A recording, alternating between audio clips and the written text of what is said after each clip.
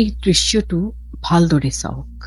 কৈছে মই এইখিনি কথা ভাবি ভাবিয়ে মই গোটেই দিন ৰাতি কান্দিছো। কি হৈ গ'ল মোৰ জীৱনত। কটনত এডমিশ্যন লৈ ভালদৰে পঢ়িম, ভালকে নিজৰ সপোনবোৰ পূৰা কৰিম। এয়া কোনো অভিনয় নহয়, ভুক্তভোগীৰ কাহিনী এয়া। অসমত চলি থকা লাভ জিহাদ বিষয়ৰ ওপৰত আইমী বৰুৱাই নিৰ্মাণ কৰা স্ক্ৰিমিং বাটাৰফ্লাই বৃত্তচিত্ৰৰ কিছুমান দৃশ্য এয়া। স্ক্ৰিমিং বাটাৰফ্লাই ছবিখনৰ বিষয়ে উল্লেখ কৰি পৰিচালকে কয় যে 2021 চনৰ আৰম্ভণিতে তেওঁ অসমৰ 26গৰাকী ছোৱালীক চিনি পাইছিল, যিসকলক প্ৰলোভিত কৰিবলৈ ভুৱা ধৰ্মীয় পৰিচয় লৈ মুছলমান পুৰুষে অত্যাচাৰ কৰিছিল। ভাৰতত ইছলামিক আগ্ৰাসীসকলে নাৰীৰ লগত অহা নাছিল। ভাৰতৰ সংস্কৃতি আৰু ধৰ্ম ধ্বংস কৰিবলৈ ভাৰতৰ নাৰীসকলক তেওঁলোকৰ বলি কৰি তুলিছিল। এটা সময়ত এই আগ্ৰাসীসকলৰ অত্যাচাৰ ইমানেই বাঢ়ি গৈছিল যে ভাৰতৰ মহিলাসকলে তেওঁলোকৰ সন্মান ৰক্ষাৰ বাবে গোটত নিজৰ জীৱন নিক্ষেপ কৰিবলগীয়া হৈছিল, যাক জহৰ বুলি কোৱা যায়। ভাৰতৰ হিন্দু নাৰীসকলৰ ওপৰত মুছলমান সমাজৰ অত্যাচাৰ এক নতুন ঘটনা নহয়। মুছলমান সমাজে নানা সময়ত হিন্দু নাৰীসকলৰ নিজৰ প্ৰেমত ফান্দত পেলাই পলুৱাই নিকাহ কৰি ধৰ্মান্তৰিত কৰে। যিহেতু হিন্দু সমাজ এক সীমিত অৱস্থাত থাকিবলৈ বাধ্য, মুছলমান সমাজ বহু বিবাহৰ প্ৰথাৰ বাবে পুনৰ বিবাহ কৰে। হিন্দু ছোৱালীয়ে এই কথা বুজি পোৱালৈকে বহুত দেৰি হৈ পৰে। এই অসহায়তাৰ সুযোগ লৈ তেওঁলোকৰ ওপৰত সীমাহীন অত্যাচাৰ কৰা হয়। এই গোটেই প্ৰক্ৰিয়াটো হৈছে লাভ জিহাদ। অসমৰ প্ৰতিটো জিলাত হিন্দু যুৱতী লাভ জিহাদৰ চিকাৰ। কিন্তু তথ্য অনুসৰি অসমৰ অধিকাংশ ঘটনা এই জিলা কেইখনত সংঘটিত হোৱা দেখা গৈছে। অসমৰ যি ঠাইবিলাকত মুছলমান জনসংখ্যা বৃদ্ধি পাইছে, সেই ঠাইত লাভ জিহাদৰ ঘটনাও বৃদ্ধি পাই আছে। এই পুৰুষসকলে ভুৱা হিন্দু পৰিচয় সৃষ্টি কৰি ছ'চিয়েল মিডিয়া, বিশেষকৈ ফেচবুকৰ জৰিয়তে ছোৱালীৰ ওচৰলৈ হাত আগবঢ়ায়। কিছুমান ক্ষেত্ৰত ভনীয়েকহঁতৰ সহায়ত তেওঁলোকৰ লগত বন্ধুত্ব গঢ়ি লয় আৰু ঘৰৰ পৰা স্কুল বা কলেজলৈ অহা যোৱা কৰাৰ সময়ত বন্ধুত্ব আৰম্ভ কৰা হয়। এই কামটোত কেতিয়াবা অহিন্দু ছোৱালীয়ে হিন্দু ছোৱালীক বন্ধু কৰি নিজৰ এজন ভাতৃৰ লগত চিনাকি কৰাই দিয়ে আৰু বহুতো অজুহাতেৰে ভুল নম্বৰৰ পৰা ফোন কলৰ পৰা আৰম্ভ হ'ব পাৰে। তাৰ পিছত মানুহজনে ছোৱালীজনীৰ সৈতে আৱেগিক খেল খেলে। সময়ৰ লগে লগে এই আৱেগিক হেতালি খেলটোৱে ছোৱালী কেইজনীক বিপদজনক আৰু শোষণমূলক পৰিস্থিতিলৈ মাজলৈ লৈ যায়।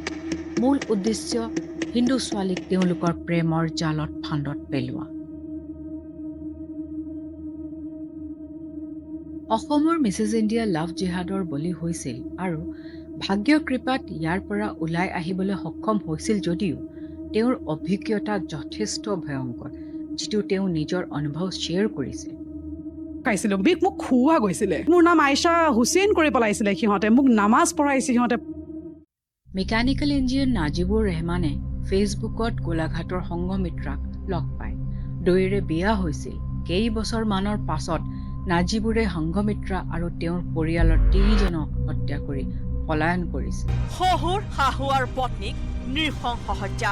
এই মুছলমান যুৱকে মাজুলীৰ হিন্দু ছোৱালী পপী হাজাৰিকাক বৰপেটাৰ এটা পথৰ কাষত আধা উলংগ কৰি নিৰ্মমভাৱে হত্যা কৰিছিল।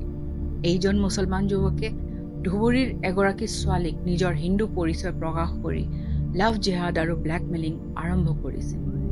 অসমীয়া ধাৰাবাহিক বেগম জানৰ টেলিকাষ্টত এগৰাকী হিন্দু মহিলা আৰু এজন মুছলমান পুৰুষৰ মাজত ৰোমান্টিক মিত্ৰতাৰ প্ৰকাশ কৰা দেখুওৱা গৈছে। সামাজিক গ্ৰহণযোগ্যতা লাভ কৰে এই ধৰণৰ মনোৰঞ্জনৰ বিৰোধিতা কৰাটো প্ৰয়োজনীয়। আপুনি সিহঁতক মাৰপিট কৰিছিলে? নাই। তেন্তে হাতত কেনেকৈ দুখ পালে? চাকিনাই আপুনি ৱালত ঘোচা মাৰি হাতত দুখ পোৱা বুলি কৈছিলে। সেইটো যে মিছা ময়ো জানো। আপোনাক মিছাকৈ কি পাম? আজি ৰাতিটো ৰেষ্ট লওক, কথা দিছোঁ। কাইলৈ যিকোনো প্ৰকাৰে আপোনাক ঘৰত থৈ আহিম। লাভ জিহাদ এক ভয়ংকৰ পৰিকল্পনা। আপোনাৰ পৰিয়ালৰ সুৰক্ষাৰ বাবে সাৱধান হ'বলগীয়া সময় আহিছে। সকলো সন্দেহজনক ব্যক্তিৰ পৰা আঁতৰি থকাটো লাভজনক। আপোনাৰ জীৱন বহুমূল্য হয়, লাভ জিহাদৰ বাবে নহয়। ইয়াক এনেই খৰচ নকৰি সজাগ আৰু সাৱধান হওক। জীৱনৰ সতৰ্কতা বজাই ৰখাটো অত্যন্ত জৰুৰী। ল'ৰা ছোৱালীয়ে বন্ধুত্বৰ সময়ত সতৰ্ক হ'ব লাগিব। এই লাভ জিহাদ ফেচবুক আদিৰ দৰে ছ'চিয়েল মিডিয়াৰ জৰিয়তে হয়। আমাৰ নিৰাপত্তা আমাৰ হাতত। সকলো সন্দেহীজনক ব্যক্তিৰ পৰা আঁতৰি থকাটো মাত্ৰ লাভজনক। In Mongaldoi, a minor girl became victim of what it is being referred to as a case of alleged love jihad. The accused Sajal Ali, 21-year-old, was apprehended with the assistance of Vishwa Hindu Parishad members after the girl was rushed to Mongaldoi Civil Hospital in severe abdominal pain.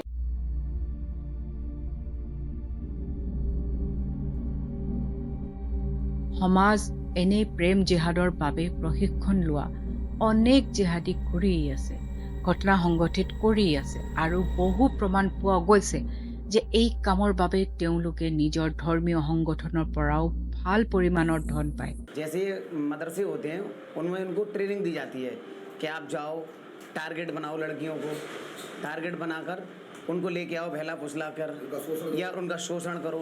अगर वो मानती हैं लड़कियां, अगर धर्म बदलना चाहती हैं, धर्म करती हैं तो ठीक है, नहीं उन्हें मारवा दो, मार दो।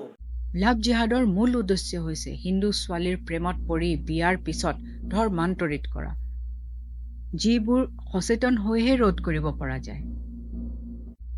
আমাৰ হিন্দু ছোৱালী এই দুষ্ট চক্ৰত আবদ্ধ হৈ পৰাৰ বাবে তেওঁলোকৰ জীৱন ধ্বংস হৈ যায়। ইয়াৰ বাবে হিন্দু ছোৱালী সতৰ্ক হোৱাটো অতি প্ৰয়োজনীয়।